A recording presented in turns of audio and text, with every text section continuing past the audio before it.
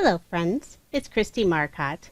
Today I'm sharing some cards using Queen & Company's Magic Sentiment Stacker set. So I'm going to show you real quick everything that's included in the kit. There are two 6x6 paper pads, one with pattern paper, the other with coordinating solids.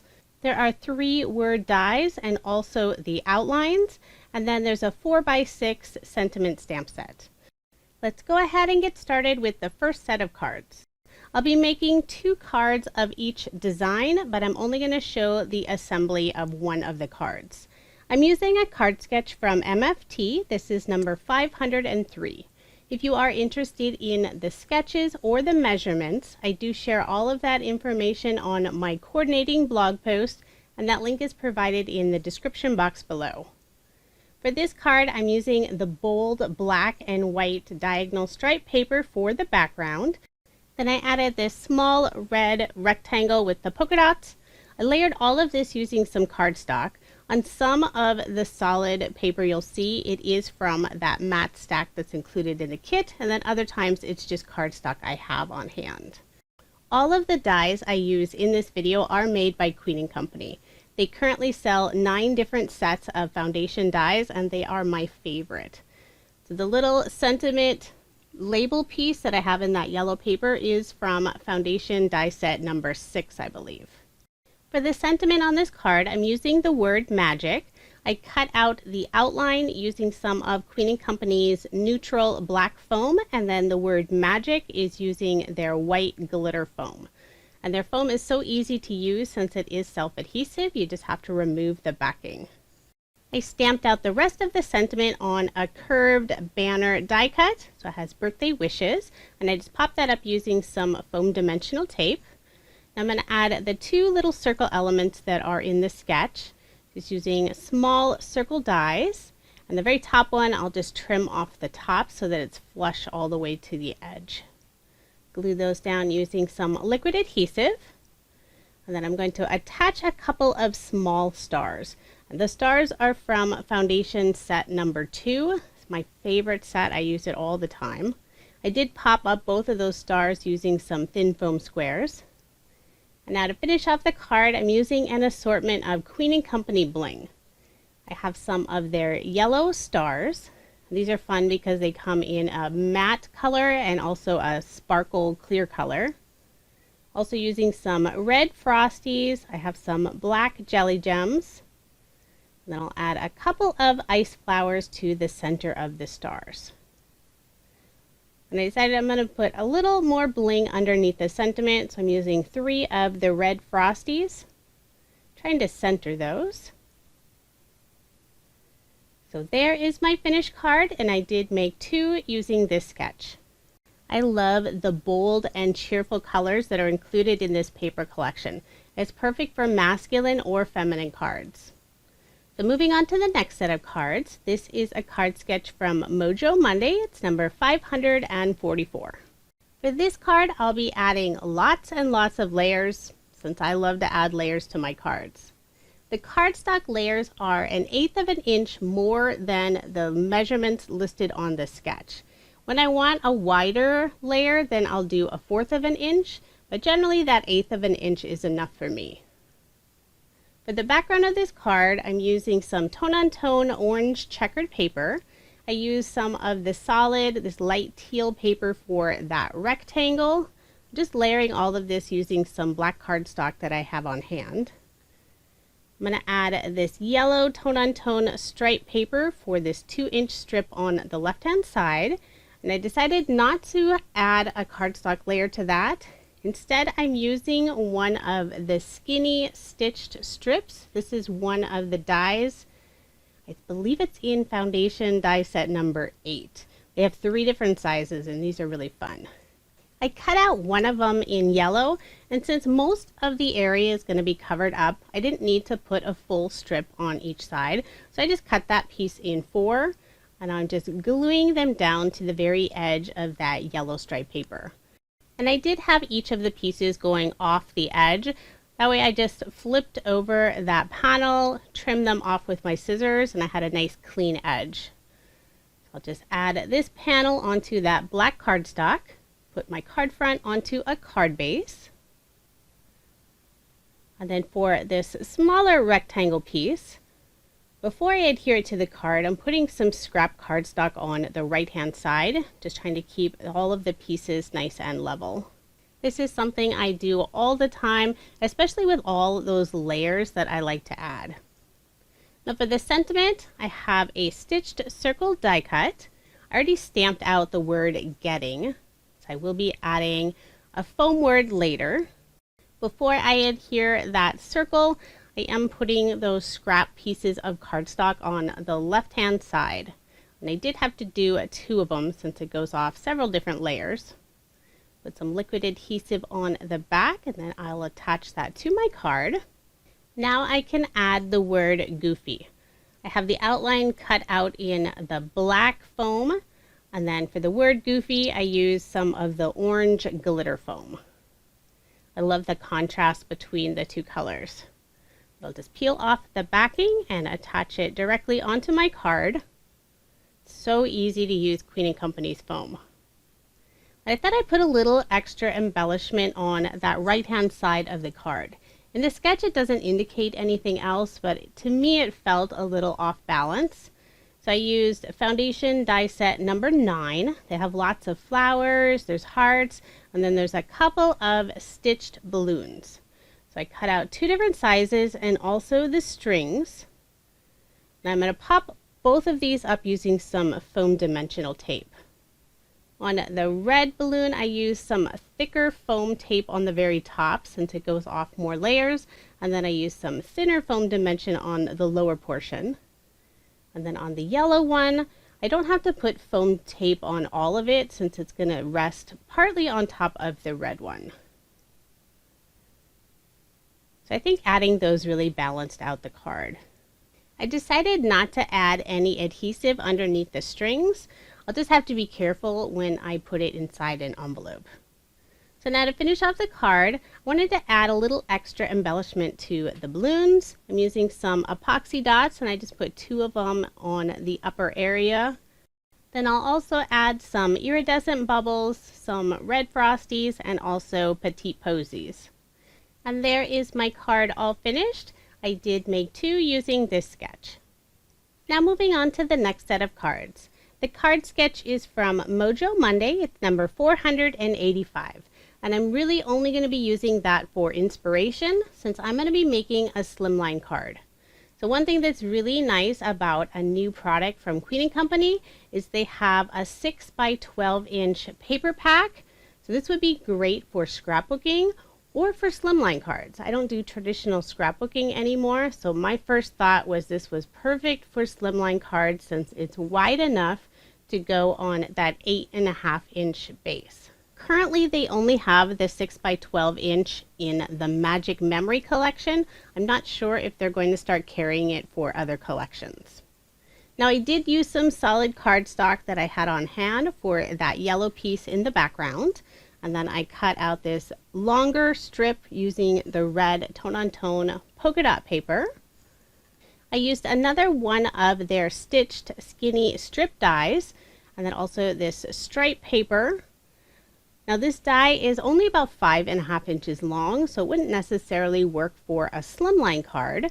But since I will be covering up some of that area on the left-hand side, I just cut out 2 of them. And then I can adhere both of them on the lower portion of that red polka dot paper. I'll just leave that little gap since it's going to be covered up. I adhered both of those using some of Queen & Company's 1/8 of an inch red line tape. Now instead of the 1 banner that's featured on this sketch, I'm going to use 2. And these are both Queen & Company dies. I layered the smaller banner on top of that wider banner. Put some adhesive on the back and then adhere it to my card. And I decided to leave the tails without any adhesive. Otherwise I would have to add some of those layers, but I thought it was kind of fun to have it pop up just a little bit.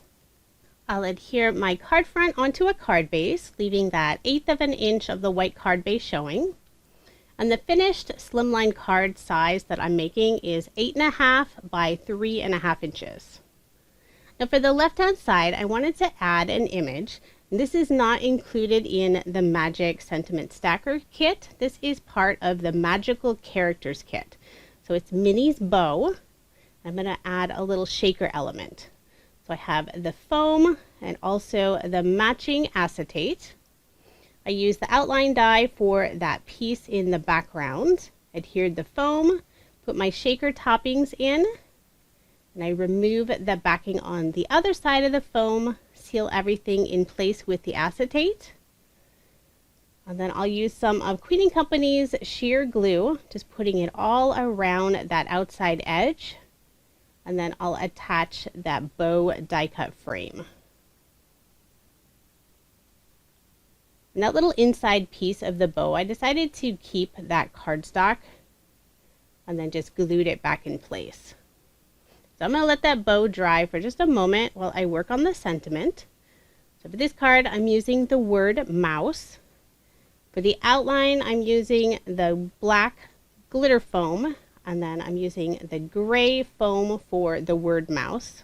So just adhere those together, pull the backing off, and then I'll adhere it to my card. And it's really easy to attach those two layers of the words together. Already gone ahead and stamped out the rest of the sentiment. So this is me and then it'll have mouse. I'll put some liquid adhesive on the back of that bow shaker, attach it to the left-hand side of the card, and then to finish it off using some flower dies. This is from Foundation die set number 9. I'm going to pop up a couple of them. I decided to glue that first white one straight down onto the card.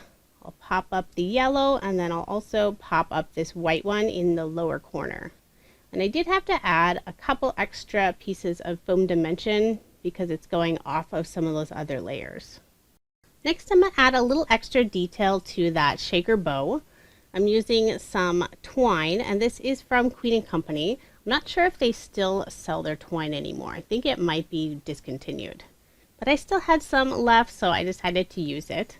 This is the red, and it has some iridescent threads mixed throughout, so it's really pretty.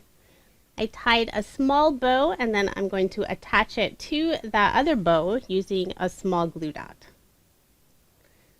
So now it's time to pull out the Queen & Company bling. I'm adding a small heart bling to the center of the O.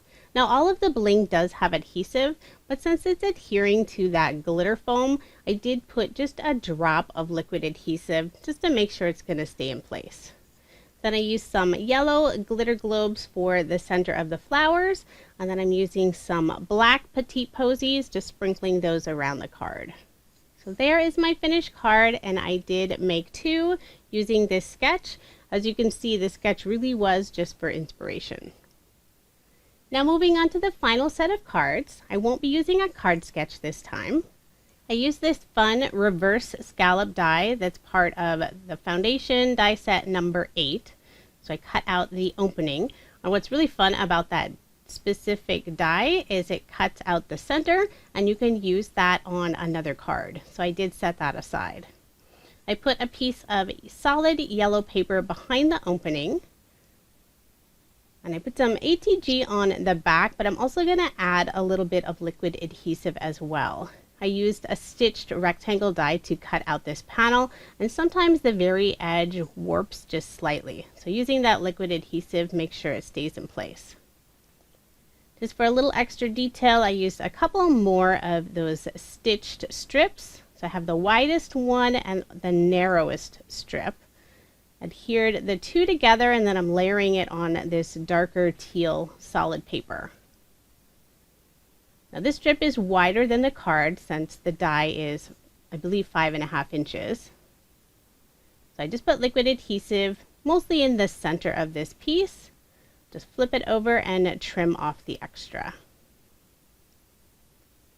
Now I know it's odd, I'm not going to add any cardstock layers to this card. So I'll just adhere this panel onto a card base. And that background paper has a teal color with little waves all in the background. For the sentiment, I'm using the word magic. The outline piece I cut out of some red glitter paper, And then I used Queen & Company's white glitter foam for the word magic. So I'll just adhere those two pieces together. And I decided I'm going to pop up the word using some foam dimensional tape.